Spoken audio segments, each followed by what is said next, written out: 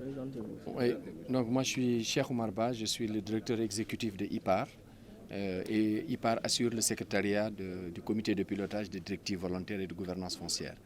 Et nous le faisons avec le gouvernement du Sénégal à travers le ministère de l'Agriculture, et le ministère des Finances aussi joue un rôle extrêmement important dans ce processus, et les autres ministères, mais aussi la société civile à travers le CNCR et les autres partenaires qui travaillent ensemble sur cette question.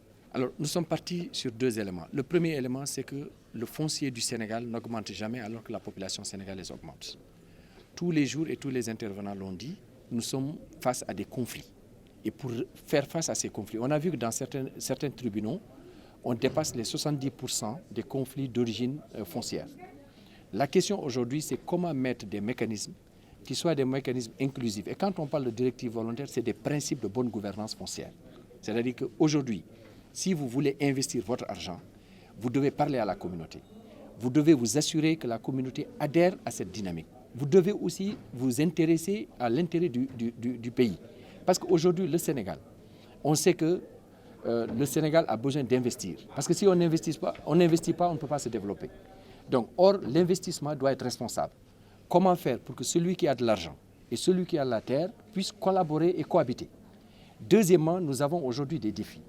Parmi les 5 préoccupations de l'agriculture, c'est nourrir les Sénégalais, c'est de générer des devises pour l'État, c'est de créer des revenus, c'est de gérer l'environnement, mais aussi c'est de créer des emplois.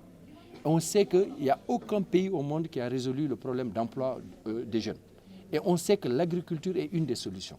Et il n'y a pas d'agriculture si on n'a pas résolu la question foncière. Donc comment faire aujourd'hui pour que les jeunes accèdent à la terre? Comment faire pour que les femmes accèdent à la terre? Et nous devons comprendre que la manière dont les femmes et les jeunes doivent accéder ne doit pas être la même chose qu'au niveau en Occident. Nous avons nos réalités et nos pratiques. Comment faire, par exemple, pas plus tard qu'hier à Toubacouta, on a accompagné des dynamiques où 300 femmes ont pu accéder à des délibérations sécurisées.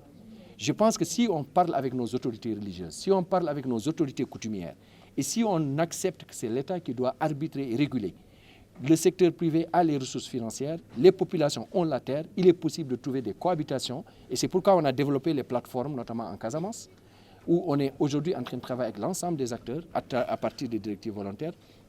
Et les directives volontaires ne sont qu'un concept. Ce qui est important là-dedans, c'est les principes de bonne gouvernance responsable. C'est-à-dire que vous ne pouvez pas prendre les terres des populations sans que les populations soient au courant. Nous devons faire de la transparence.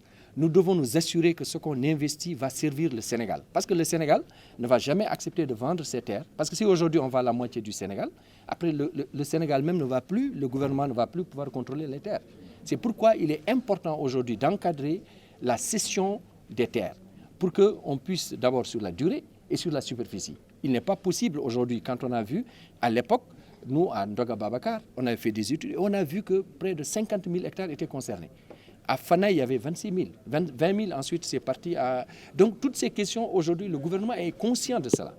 Comment accompagner le gouvernement pour qu'on régule cela, pour qu'on puisse gérer les terres, qu'on puisse investir, mais aussi qu'on puisse sécuriser les investissements des populations qui sont autour des terres, mais aussi les investisseurs qui ont leur argent. Parce que si on n'a pas ces investissements, on ne peut pas se développer.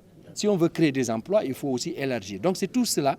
Nous avons dit qu'il faut qu'on crée un espace où le gouvernement est représenté, la société civile, le secteur privé, la recherche et les partenaires techniques et financiers, et qu'on puisse parler de la même voix. Et on rêve un jour que le forum puisse accueillir le président de la République dans un espace plus large qu'ici, et en espérant qu'on n'aura plus Covid pour pouvoir parler de façon ouverte.